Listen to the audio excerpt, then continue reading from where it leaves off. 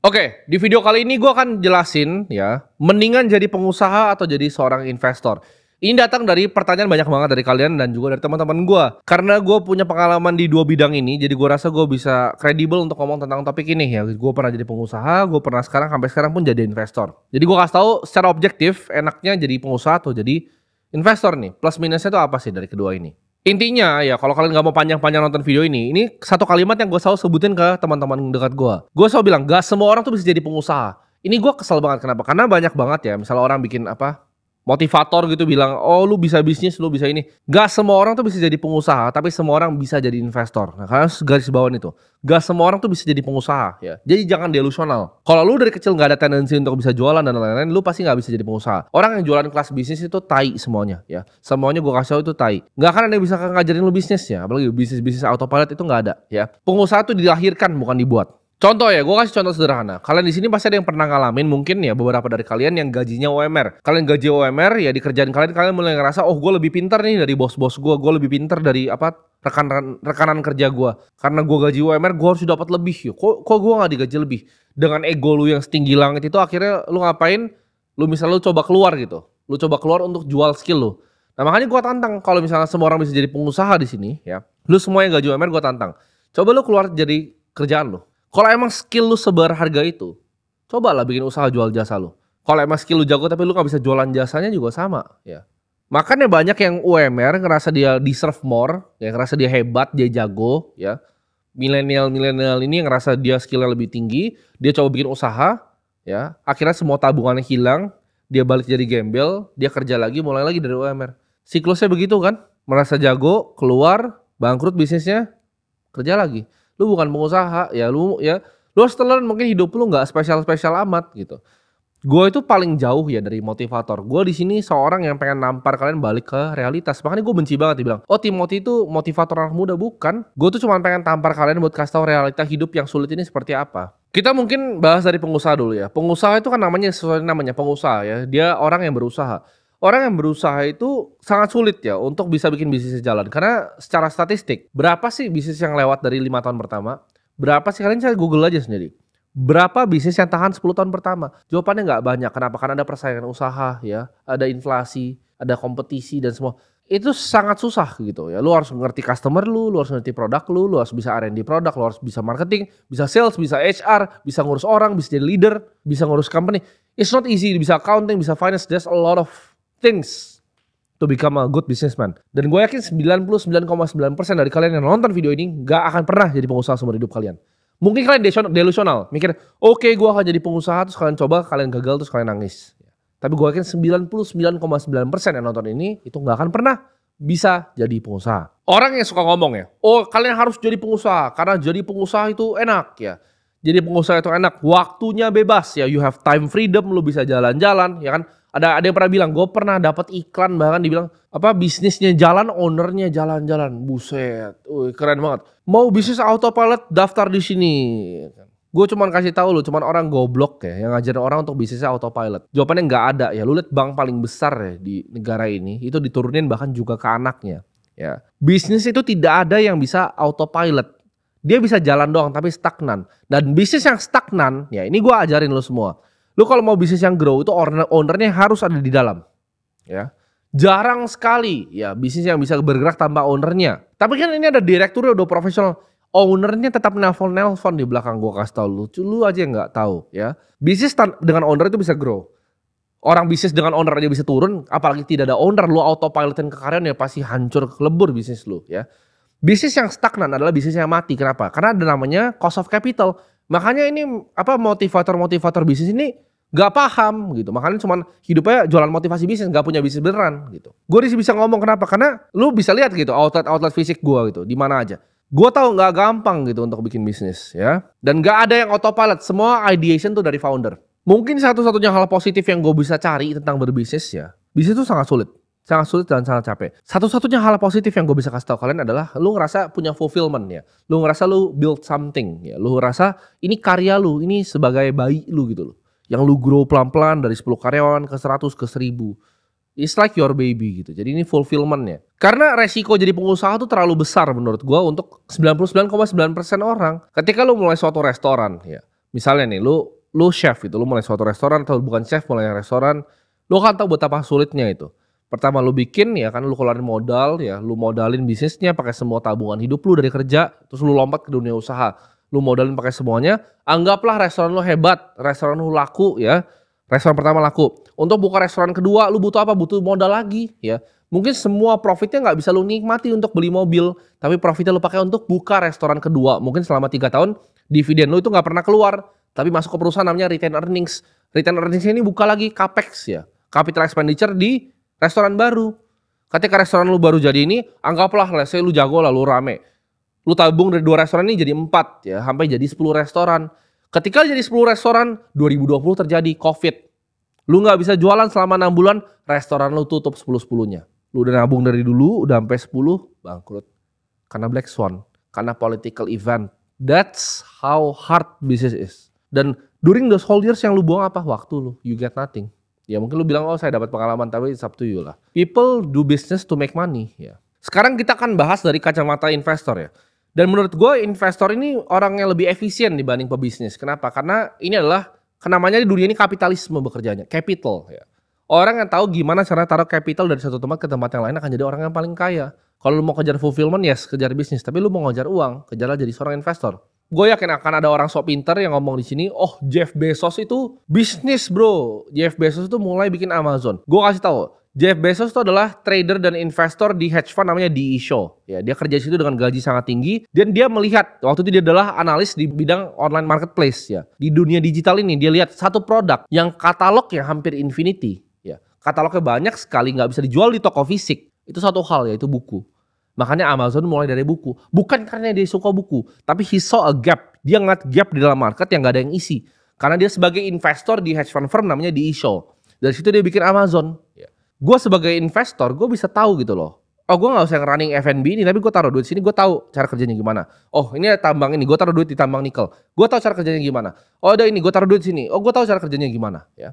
Kalian sebenarnya cuma tahu sedikit dari yang gue tahu. Oh ini ada perusahaan ERP bagus, gue invest softwarenya. Gue bisa punya multidisciplinary dari berbagai macam skill set. Ya. Karena gue nggak harus fokus bikin satu restoran jadi 10, ekspansi 50, 100 gitu. Gue bisa cross gitu.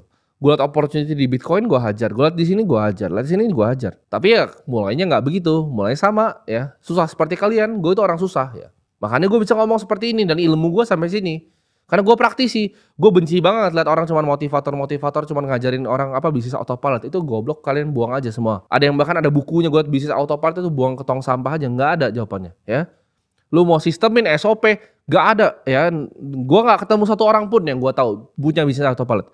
Tidak ada satupun yang gue kenal ya. Triliuner yang punya bisnis autopilot, I've never seen one. Mereka semua kerja dan mereka gila-gilaan kerjanya dan mereka hebat di bidangnya masing-masing. Investor itu kan gue bilang tadi, gue ceritain kalau restoran itu butuh namanya capex ya kan. Ya bisnis ada banyak.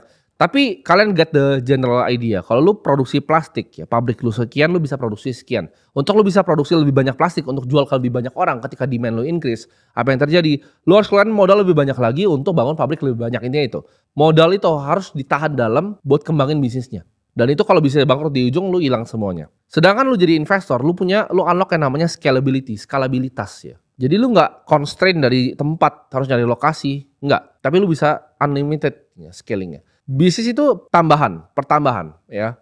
Jualan berapa ayam ke berapa orang ya. Berapa ayam ke berapa orang. Investasi itu perkalian ya, menggandakan uangnya. Ya. Dari tadinya 1 miliar jadi 5 miliar, jadi 10 miliar, jadi 100 miliar, jadi 1 triliun. Bisnis itu tidak seperti itu. Bisnis itu nggak linear ke atas ya. Kalian paham? Itu investasi itu perkalian. Kalau bisnis itu penambahan. Lu punya klien segini, jasanya harga segini, kliennya sebanyak ini, tambahin banyak klien atau naikin harga jasanya. Itu bisnis penambahan. Dan itu nggak scalable. Coba kalian sekarang Google ya. Berkshire Hathaway itu perusahaan yang dibuat sama Warren Buffett. Kalian Google karyawannya berapa? Jawabannya 395 ribu. Gue masih ingat sampai sekarang. 395 ribu. Itu total karyawan di holding company-nya. Karena dia perusahaan investasi yang banyak invest, konglomerasi. Ya. Dia ada beli asuransi namanya Geico, dia beli 100%. Tapi dia bukan yang bikin Geico, dia beli Geico.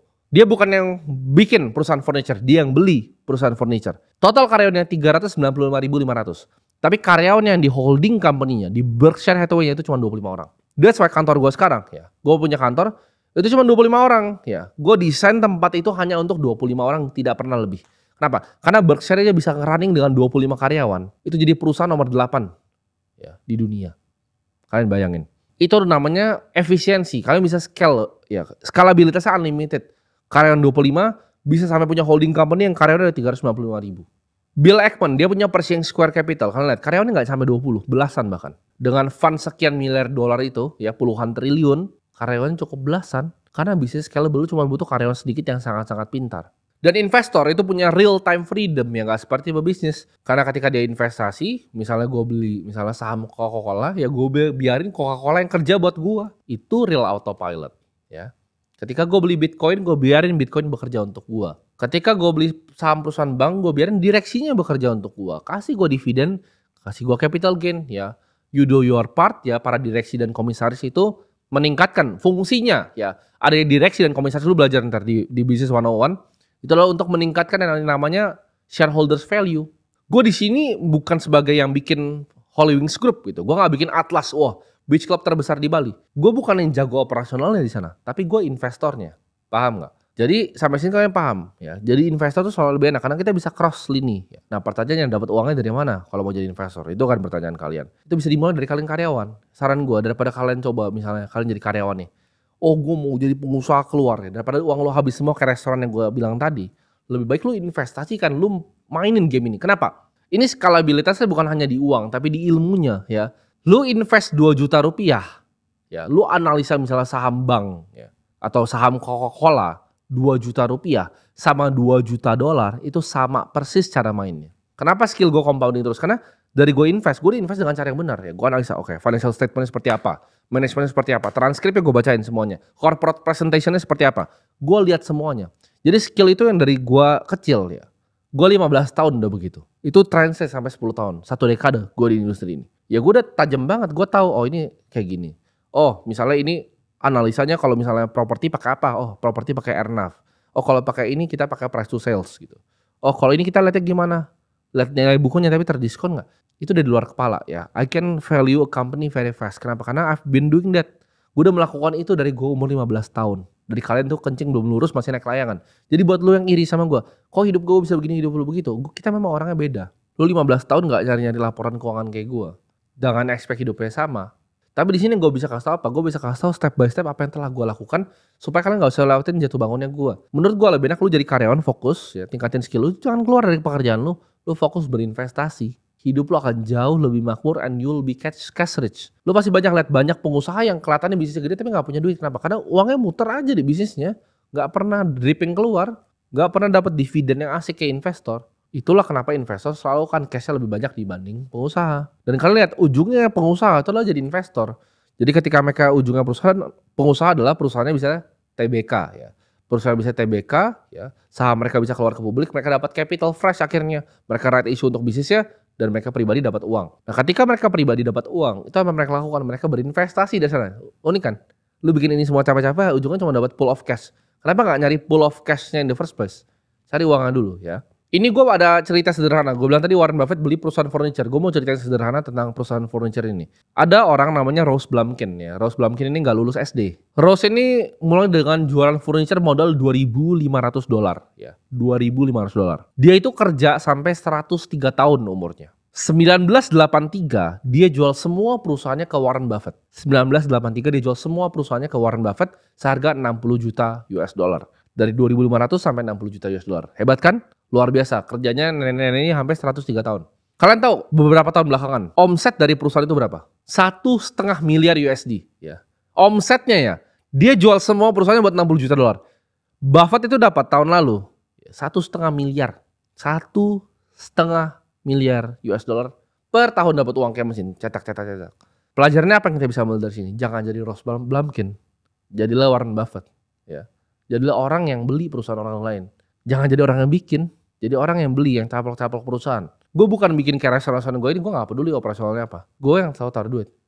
Tapi ini kebiasaan yang gue dapat dari dulu gitu. Dari dulu, contohnya kan gue selalu nyari duit itu udah lama ya. Dan menurut gue, PR sekolah tuh buang-buang waktu. Jadi yang gue lakukan adalah gue kumpulin yang pintar, sini gue bayar lu aja, lu kerjain. Dari dulu gue selalu begitu ya.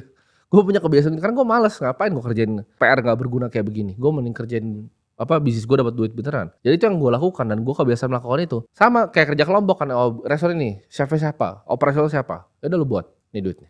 That's how I make my money. Ya, gue adalah seorang investor, gue bukan pengusaha. Jadi banyak yang keliru, banyak kira Timothy itu pengusaha, bukan. Timothy seorang investor. Kelihatan gue bisnis gue banyak, kenapa? Karena gue yang memang banyak majority invest di sana. Tapi itu bukan gue yang bikin from ground up. Atau bahkan yang baru yang kalian lihat itu bukan gue yang buat. Ya, ada timnya, ada operasional yang buat, gue cuma taruh duit dan gue kasih arahan lah gambaran seperti ini, kita akan bikin financial seperti ini dan gue rapin seperti ini.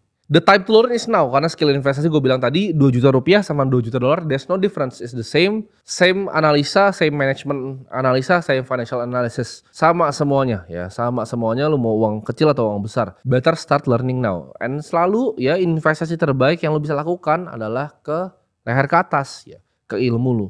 Seperti ini contohnya. Lu buang waktu lu untuk belajar. Oh ternyata lu jadi investor lebih enak dari jadi pengusaha. Oke, gue mau pengen jadi investor.